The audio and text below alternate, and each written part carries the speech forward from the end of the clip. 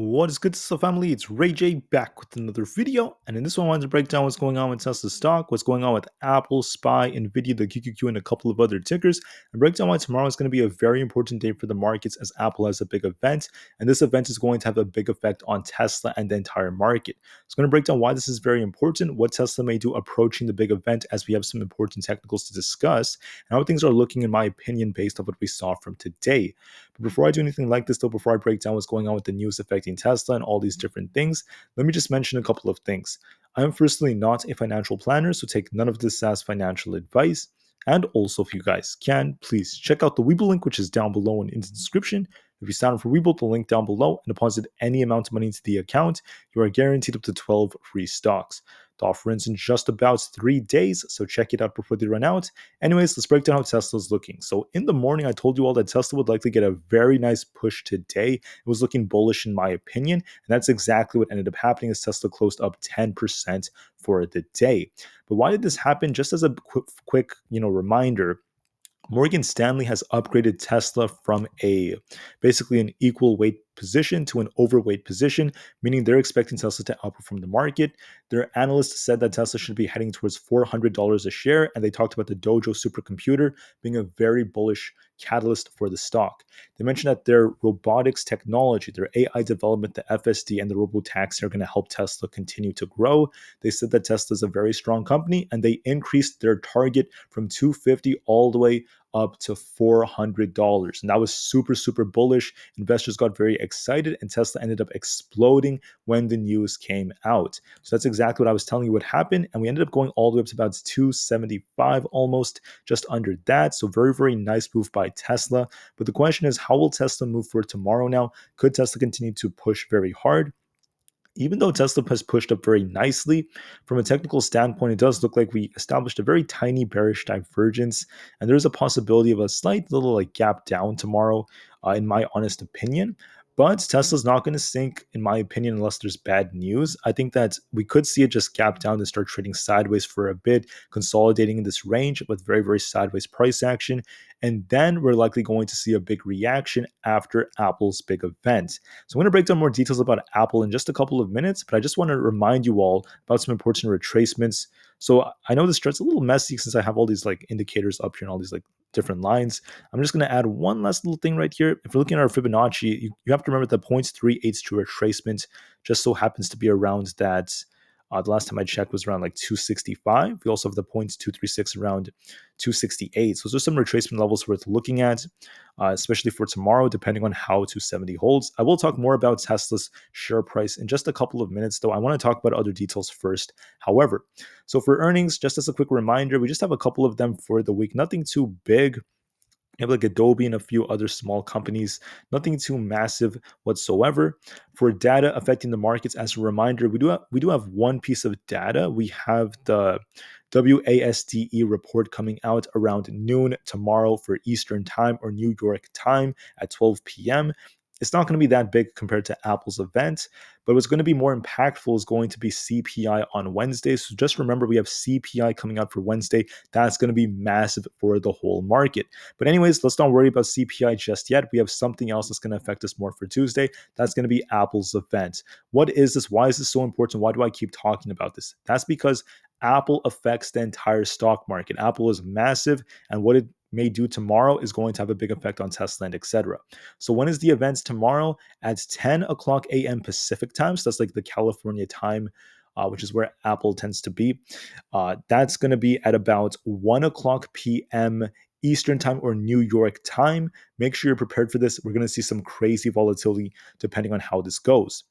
We're expecting to see the iPhone 15 being unveiled, and they may be announcing some new Apple watches. That is some big news. I want to warn everyone that typically when we have events like this, Apple tends to pump approaching the event, then dump after the event is done with. That's what happens most of the time, but no guarantees this time around because Apple did drop quite a bit before the event. We did pop a little bit today, but it wasn't really that great because we got some bad news involving Apple's supplier. I talked about that earlier, so I don't need to talk too much about it right now. At this point, it all depends on this event. That's going to be the big catalyst for tomorrow for the second half of the day. I will talk about the first half in just a couple of minutes, though. Anyways, looking at the inventory levels, some good news for Tesla. Tesla would be the fact that the Model Y specifically saw a big drop in inventories as we're starting to see more buyers stepping in, as we saw more price cuts not too long ago, and is helping Tesla, and demand is starting to go up for Tesla during this time. Now, we're approaching the end of this quarter. So during these times, we tend to see Tesla do well. September tends to be a decent month for them historically. Remember that October tends to be a little bit weaker on the delivery side, and then November and December tend to be very strong for them. So we're approaching the very, very strong Q4. We will see what happens as time goes on, but we're seeing some improvements in these inventories as we're starting to see sales go up, which is a good sign. Morgan Stanley, once again, the bullish catalyst, they pushed Tesla up with the overweight rating. That's awesome to have witnessed. Price price ratio is going up as Tesla's gaining some relative strength, and it should try to maintain some strength for tomorrow. Looking at some data, we tend to be green about 51% of the time on Tuesdays. It's basically a coin flip, and we tend to see more volatility. This has been adjusted a bit. So, like around the third hour of the day, we tend to see more. So, around like 11 o'clock a.m. New York time is when we tend to see Tesla doing better, around 11 and 12. And also during the third to last hour of the day or around 2 p.m., we tend to see Tesla do a lot better historically during those hours. September tends to be a decent month for Tesla. It's a little bit weaker as it tends to be weak for the whole market, but don't forget November tends to be extremely strong for the whole market in Tesla.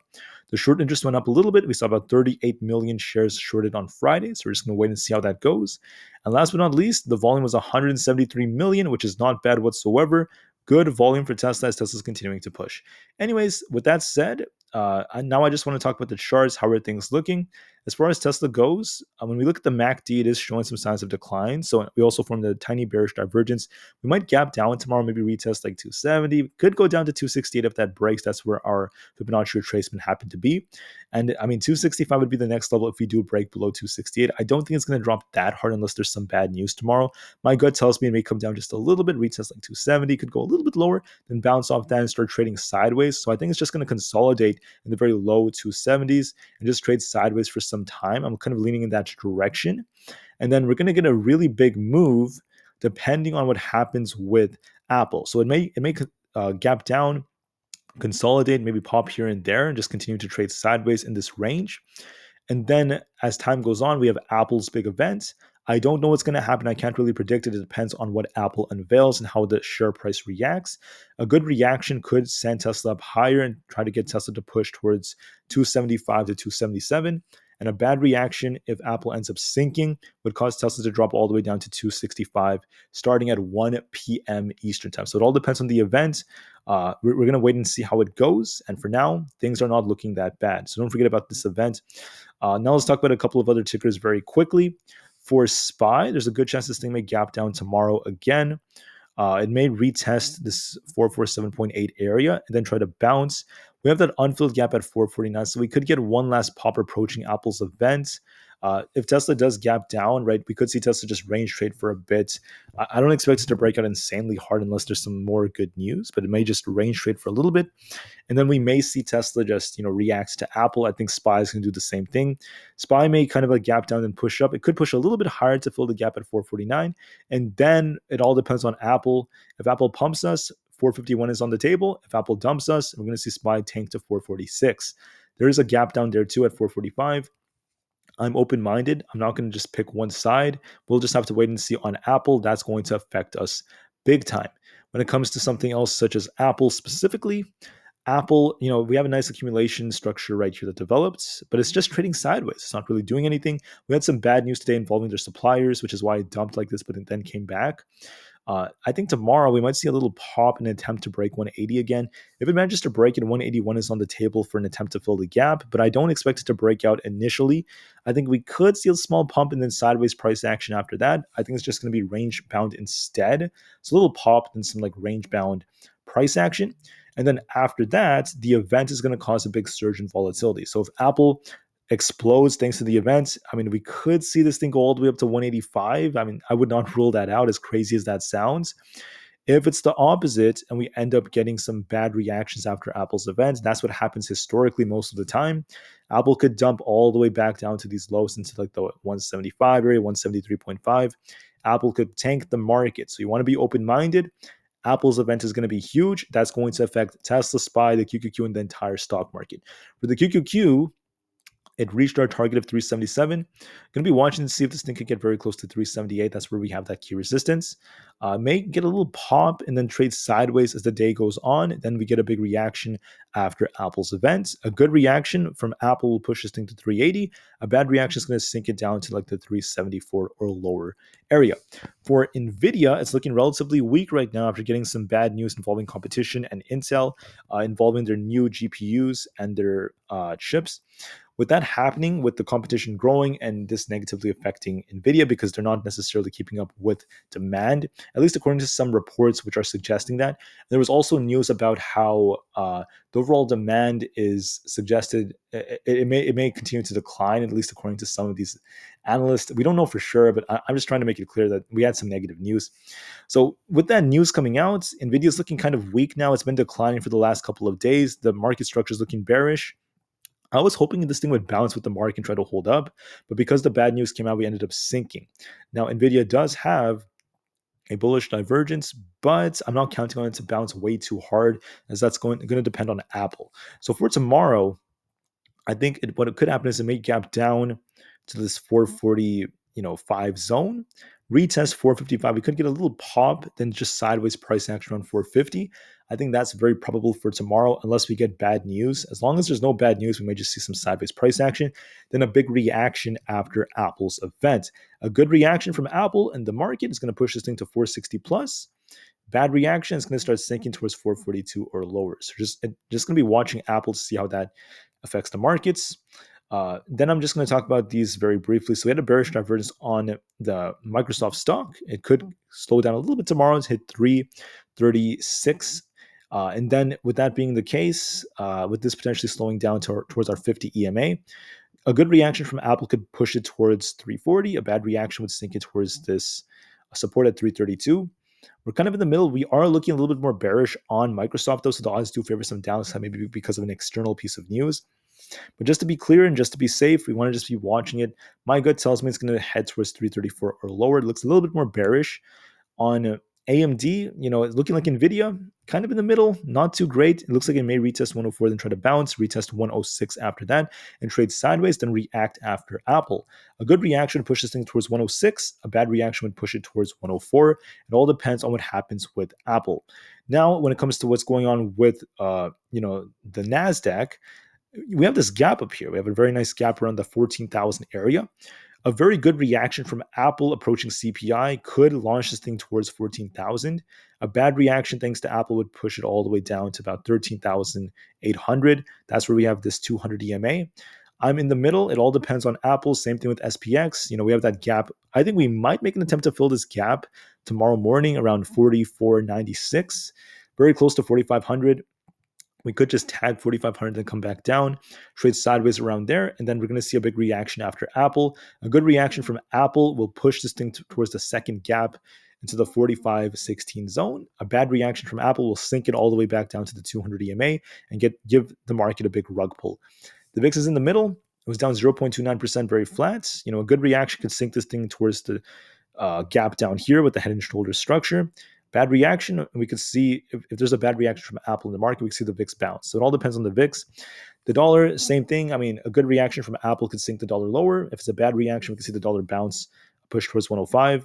For Coinbase, we're going to be watching 83. This is the resistance where it had that 83 area, then support around the 79.98 or the 200 EMA. It looks a little weak. We may see it retest 79, could break below this and retest 78 and bounce. Then we're going to see a big reaction after Apple's event. If it's a bad reaction, 75 is on the table. A good reaction, then 82 is on the table too. For Google, we may end up seeing Google kind of gap down a bit. We have a potential head and shoulders developing here. We may start to see it retest 137.24, then potentially 136. My guts tells me that we may end up retesting that area, then bounce off that and trade sideways, then get a big reaction after Apple's event.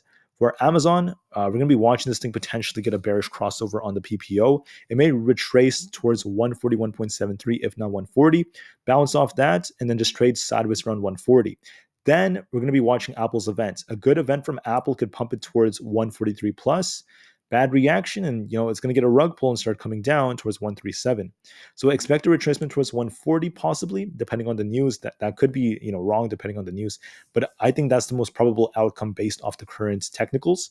A 140 retest, sideways price action, then a big reaction after Apple. Same thing on Meta. It could retrace a little bit. I mean, we're actually looking pretty good from the technical wedge that developed right here, but I could see it retrace just a little bit to retest 305, then bounce off that. But this is starting to look a little bit more bullish. So maybe a 305 retest and a little bounce off that, and a retest of 310 is possible. I think it's going to trade sideways at these higher levels between 305 to 310. It's going to likely just range trade for a bit, then it's going to react after Apple's event. So it all depends on Apple for the second half of the day. I think the market has some potential to push up just a little bit, then trade sideways, and I've called that for most of the stocks out there. Tesla may retrace a little bit, maybe gap down a bit tomorrow, then trade sideways as time goes on. It could get a pop here and there, but it may not be that crazy. I think it's just going to be range bound for some time.